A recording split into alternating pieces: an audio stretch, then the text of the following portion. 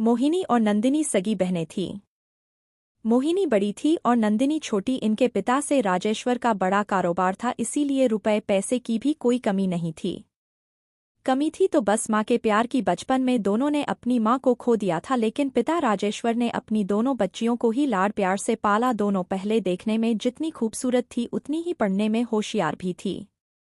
जो भी देखता तारीफ किए बिना नहीं रह सकता था। वाह राजेश्वर, दोनों बिटिया तो खूब गुनी है, भगवान बुरी नज़र से बचाए बच्चियों को। काकी का एमबीए इसी साल पूरा हो जाएगा बॉस, इसके बाद ही वह मेरा बिजनेस ज्वाइन कर लेगी। नंबर ने को भी सोच रहा हूं कि रेड स्क्वायर राजेश्वर, तुझे किस बात की कमी है जो बेटियों से कमाई करवाएगा?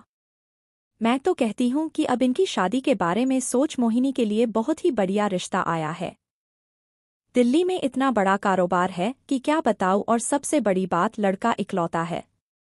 सुमेर नाम है उसका। लंबा और गठीला है देखने में। अपनी मोहिनी के साथ खूब जमेगी उसकी जोड़ी। और हाँ, परिवार पढ़ा लिखा है तो मोहिनी शादी के बाद भी चाहे जो करें, रोक-टोक नहीं होगी। रिश्तों तो यह अच्छा है कि ठीक है, आप लड़की की फोटो मंगवा ली थी। मैं मोहिनी से बात करता हूँ। तारा काकी ने जैसा कहा था वो लड़का बिल्कुल वैसा ही था। मोहिनी को सुमेर और उसका परिवार दोनों पसंद आ गए और जल्दी ही दोनों की शादी हो गई।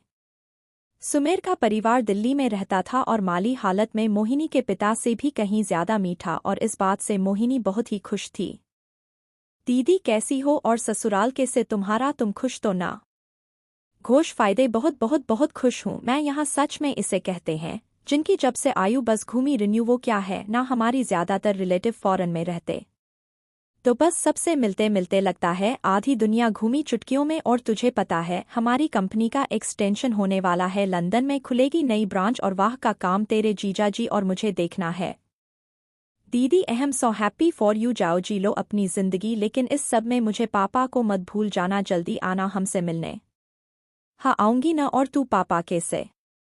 पापा ठीक है, बस तुम बहुत याद करते हैं तो पापा का ध्यान रखना अच्छे से। चल अब मैं फोन रखती हूँ। मोहिनी अपनी नई दुनिया में मस्त और नंदिनी उसकी खुशी में खुश, लेकिन यह सब हमेशा के लिए नहीं था क्योंकि समय के साथ बहुत कुछ बदल रहा था। पापा ऐसे कैसे चलेगा? आपका बीपी कितना आई है? टेंशन देते हैं आप? टोक्यो बेटा, तुम्हें तो पता ही है कारोबार दिन ब दिन होता जा रहा है। पता नहीं किसकी नज़र लग गई है। अगर ऐसा ही चलता रहा तो मैं कैसे संभालूं कोच? तुम्हारी शादी भी तो कमी है, जो भी पैसा जोड़ कर रखा था लग गया, लेकिन फिर भी अपने डूबते कारोबार को मैं बचा नहीं पा रहा ही। नहीं पापा, आप ऐसे हिम्मत मत हारो और मेरी चिंता तो बिल्कुल भी मत कीजिए। अब टीवी से बात की ना, दीदी ने तो एमबीए किया है और फिर जीजाजी का तो इतना बड़ा बिजनेस है, वो आपकी मदद कर सकते हैं। बेटा अब कुछ भी पहले जैसा नहीं है, नहीं हालात और नहीं मोहिनी ने अपने पिता का इशारा समझ गई थी। असल में मोहिनी का बर्ताव अब अपने मायके की तरफ बिल्कुल बदल गया था। वह न तो अपने मायके आती थी और ना ही राजेश्वर और नंदिनी से ज्यादा बात करती थी, और ये सब नंदिनी को बहुत खल रहा था। आलू दीदी कैसी हो? मैं ठीक हूँ, पर नंदिनी लगता है तेरा दिमाग बिल्कुल ठीक नहीं है। जब तेरा फोन बार बार का ट्रिन्यू तो इसका मतलब मैं बिजी ना। कृषि बात समझ में नहीं आती क्या? फोन पर फोन के है, मैं कॉल कर लेती ने फ्री होकर। दीदी तुम्हारी कॉल का इंतजार करते करते तो कई महीने बीत जाते हैं, तो क्या करती है? मैंने में यह बताने के लिए कॉल किया कि पापा की तबीयत बहुत खराब है, उन्हें हार्ट अटैक आया है। तुम जितनी जल्दी हो सके। क्या? लेकिन हार्ट अटैक कैसे आ गया उस नंदिनी? तुझे क्या बताऊं मुखिया, या न हम लोग स्विट्जरलैंड में है, यहाँ भी बिजनेस ट्रिप का प्लान है, तो मेरा यहाँ रहना बहुत ही जरूरी है। बस कुछ ही दिनों की बात है, मैं यहाँ सिर्फ फ्री होकर बस फॉरेन आती, तब तक तो मैनेज कर ली। लेकिन दीदी मुझे आपसे मदद। आलू दीदी हलो हलो। मोहिनी फोन काट चुकी थी। नंदिनी को अपने पिता के इलाज के लिए पैसों की जरूरत थी, लेकिन वो इस बारे में मोहिनी से कुछ नहीं कह सके। राजेश्वर की हालत दिन ब दिन बिगड़ती गई और फिर एक दिन नंदिनी, बेटा मैं मोहिनी की तरह तो तुम्हें और नहीं कर पाऊंगा, लेकिन फिर भी मैं चाहता हूँ कि अपने जीते जी मैं तुम्हारा घर बसा दो। पापा आप यह मत सोचिए, अब पर आराम कीजिए। नहीं देता, मेरा यकीन करो। मैं चैन से सो सकूंगा जब तुम्हें शादी के जोड़े में देख लूंगा। तो बताइए पापा, मुझे किससे शादी करनी है? मैं तैयार हूँ। बेटा साहिल को तो तुम जानते ही हो, वो मेरा मैनेजर है। बहुत ही अच्छा लड़का है। इस बुरे वक्त में जितना उसमें मेरा साथ दिया किसी और ने नहीं दिया। मैं समझता हूँ कि तुम्हें उससे बेहतर लड़का नहीं मिल सकता। मोहिनी के पति की तरह बहुत पैसे वाला तो नहीं अब हो, लेकिन बहुत संस्कारी है। मुझे यकीन है कि वो तुम्हें बहुत खुश रखेगा और मेरे डूबते बिजनेस को भी संभाल लेगा। कि पापा, अगर आपकी यही इच्छा है तो मैं करूंगी साहिल से शादी। बस किसी बात की चिंता मत कीजिए। उस दिन राजेश्वर कई दिनों के बाद वहां के चैन की नींद सोया, लेकिन वो ऐसी नहीं थी जो कभी टूटी नहीं। उस रात की सुबह राजेश्वर के लिए नहीं हुई, क्योंकि नींद में हार्ट अटैक आने से उनकी मौत हो गई। नंदिनी चाहती तो साहिल को ठुकरा सकती थी, लेकिन उसने ऐसा नहीं किया। नंदिनी क्या बोल रही है? तो वह साहिल, वह तो खुद पापा के टुकड़ों पर पलता है, उसके साथ तेरा कोई फीचर नहीं है।